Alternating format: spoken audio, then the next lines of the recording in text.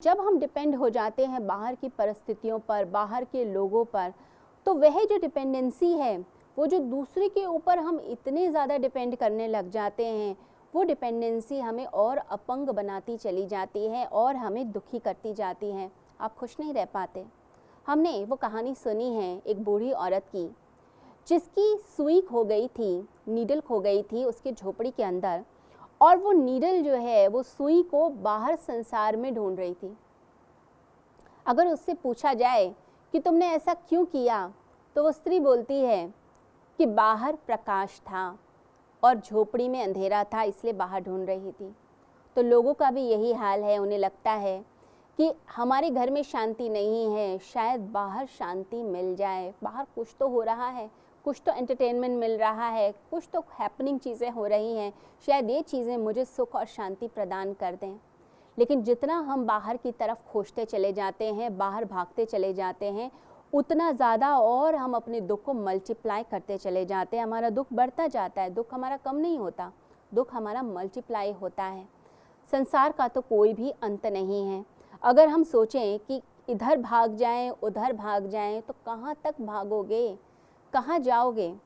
अपना घर परिवार छोड़कर कहाँ भागोगे? हम सोचेंगे कि कोई और हमें शांति दे देगा, संसार के किसी और कोने में मिल जाएगी, तो संसार का कोई अंत नहीं है। इस पृथ्वी पर आप घूमते चले जाएं, इतनी बड़ी पृथ्वी, आप सारे देशों में घूमिए, कोने कोने पर घूमिए, कहीं आपको शांति नहीं मिलने वाली। कोई व्यक्ति सोचे इस प्लैनेट पर शांति नहीं है, किसी और प्लैनेट पे चले जाएं, फिर वहाँ से सोचे किसी और प्लैनेट पे चले जाएं, तो यूनिवर्स तो इतना बड़ा है, उसका तो कोई और छोर नहीं है। और जिसका कोई और छोर ना हो, जिसका कोई एंडिंग पॉइंट ना हो, वहाँ पर पूर्णता कैसे मिलेगी? जो व्यक्ति समझदार होता है वो इस अंतहीन दौड़ को छोड़ देता है। वो कहता है कि मैं इस पागलपन में अब नहीं पड़ूंगा, मैं स्वयं में खुश होना सीखूंगा, क्योंकि स्वयं के भीतर ही मुझे खुशी मिलेगी। भगवान श्री कृष्ण गीता में जब अर्जुन निराश हो गया था और कह रहा था कि मैं ये सब छोड़ दूंगा, और भागने की तैयारी कर रहा था कि मेरा मन बेचैन है, मैं तो बहुत अशांत हूँ, मैं तो विषाद में हूँ, मैं बहुत दुखी हूँ, उस समय भगवान श्री कृष्ण ने उसको यह नहीं कहा कि तुम भाग जाओ, छोड़ दो इस युद्ध को, छोड़ दो इस परेशानी को, और तुम जाओ कहीं और जाकर अपने मन को शांत करो। भगवान ने अर्जुन को रोक लिया, अर्जुन को थाम लिया। अर्जुन को कहा कि यह तेरा कर्म क्षेत्र है, ये युद्ध क्षेत्र ही धर्म क्षेत्र है, कर्म क्षेत्र है, इसे छोड़कर भागने से कुछ नहीं मिलेगा। कहाँ तक भागोगे और कहाँ कहाँ भागोगे? अर्जुन के मन को परिवर्तित किया, और अर्जुन ने भगवान श्री कृष्ण की बात मानकर जब वह युद्ध लड़ा, तब जाकर वह अपनी परेशानियों से उबर पाया। उसे विजय भी मिली, इस संसार में भी सफलता मिली, और साथ ही साथ मन की शांति भी मिली।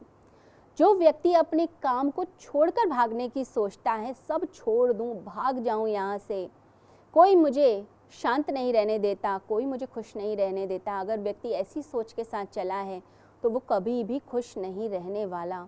खुशी के लिए आपको खुद प्रयास करना पड़ेगा, अपनी शांति के लिए खुद प्रयास करना पड़ेगा, अपने अंदर साहस और हिम्मत आपको पैदा करनी पड़ेगी।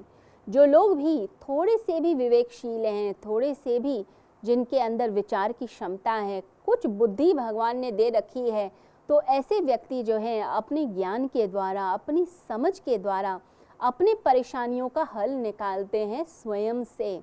अगर आपकी ज़िंदगी में परेशानियां हैं, कोई फाइनेंशियल प्रॉब्लम आ गई है, या रिश्तों में कोई प्रॉब्लम आ गई है, किसी ने आपको धोखा दे दिया है, आप बहुत उदास हैं, या घर के लोग आपको नहीं समझ रहे हैं, आपको बहुत अकेलापन लगता है, आपको लगता है मैं तो अकेले ही सब कुछ हैंडल कर रहा हूँ, कोई मुझे नहीं समझ रहा, या फिर आपको लगता है आपके पेरेंट्स आपकी बात नहीं समझ पा रहे, एक जनरेशन गैप है जिसके कारण उन्हें समझ नहीं आ पा रहा। अगर ऐसी स्थिति है और मन भागने को करता है, तो आपको अपने आप को थामना पड़ेगा, अपनी समझ को जगाना पड़ेगा कि भागने से कुछ हल नहीं होगा। मैं जहाँ हूँ, जैसी स्थिति में हूँ, मैं उससे ऊपर उठूँ। जैसे कमल का फूल होता है, कमल का फूल कीचड़ में पैदा होता है, लेकिन वह कहीं और नहीं भागता कि मुझे कहाँ कीचड़ में भगवान ने जन्म दे दिया, ये भी कोई जगह है जन्म लेने की। कमल का जो फूल है वो वहीं पर रह के, उसी कीचड़ में रहकर अपने आप को इतना सक्षम बनाता है, अपने आप को इतना दिव्य बनाता है कि वो ऊंचाइयों को प्राप्त करता है। फिर एक पानी की बूंद भी उसकी पत्ती पर टिक नहीं पाती, यानी दुखों की कोई भी बूंद उस पर टिकेगी नहीं। एक ऐसा व्यक्ति जो अपने आप को बलशाली बनाता है, अपने मन को, अपने काम को इतना स्ट्रॉन्ग बना लेता है, फिर उसके ऊपर दुख की कोई बूंद टिकेगी नहीं, वो छिटक कर गिर जाएगी। जैसे पानी गिरता है कमल के पत्तियों के ऊपर, तो वो जो जल है, वो जो पानी है, वो जो छोटी छोटी बूंदें हैं, वो छिटक कर अपने आप ही गिर जाती हैं, वो उसको वेट नहीं कर पाती, उसे गीला नहीं कर पाती हैं। ऐसे ही दुख तो संसार में आते जाते रहेंगे, परेशानियां आती रहेंगी, लोग आपको अशांत करने का प्रयास करेंगे ही करेंगे, लेकिन वो परेशानी, वो दुख, वो तूफान, वो आपको परेशान नहीं कर पाएंगे, आपको हिला नहीं पाएंगे, वो छिटक कर गिर जाएंगे, आपको कोई हाथ भी नहीं लगा पाएगा। ऐसी स्ट्रेंथ आने लगती है व्यक्ति के अंदर। वो स्ट्रेंथ ही तो पैदा करनी है हमें अपने अंदर। हर समय दुखी दुखी रहने से कुछ हासिल नहीं होने वाला, भागने से कुछ हासिल नहीं होने वाला। जो जागता है भागता नहीं, जो जाग गया उसका जीवन सुंदर बनता है। हमारे देश में सत्यम शिवम सुंदरम की उपासना की जाती है कि सत्य शिव की तरह सुंदर है। शिव क्या है? अपने ध्यान में मग्न, अपने अंदर मग्न है, इसीलिए आनंद में, एक आनंद की स्थिति में है। वो भाग नहीं रहे, कितनी भी सर्दी हो गर्मी हो, वो अपने अंदर के मन में, अपने अंदर की शांति में ही स्थित हैं। तो अपने आप को ऐसा बनाइए, ध्यान की तरफ चलिए, मेडिटेशन की तरफ चलिए, अपने आप को साधिए। जैसे मिट्टी का हम घड़ा देखते हैं, तो उसको अगर हम बना दें और अगर अग्नि में न तपाएं तो मिट्टी का घड़ा टिक नहीं पाएगा, कुछ ही देर में टूट जाएगा। उसे पकाना पड़ता है अग्नि के अंदर रखकर। तो अग्नि में जब उसको रखा जाता है तो घड़ा इस लायक बनता है कि उसके अंदर पानी रहे, वो पानी को शीतल कर पाता है, अग्नि में तपता है। कितनी कमाल की बात है, खुद तो अग्नि में तपता है, लेकिन घड़ा इस लायक बन जाता है कि जब उसमें पानी डाला जाता है तो वो शीतलता प्रदान करता है लोगों को। जब गर्मियाँ आती हैं तो हम घड़ा खरीदते हैं ना, उसके अंदर हम पानी डालते हैं और फिर शीतल जल को ग्रहण करते हैं।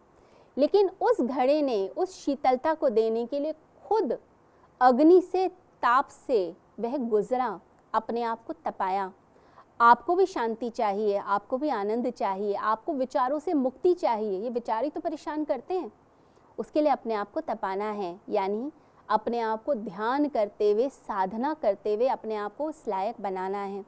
ध्यान आपके अंदर एक ऐसी शून्यता, एक ऐसी स्थिरता प्रदान करेगा, एक ऐसी जीवंतता देगा कि आपके अंदर वो शक्ति आ जाएगी कि आप फिर कुछ भी संसार में कर सकते हैं, आप कम नहीं हैं।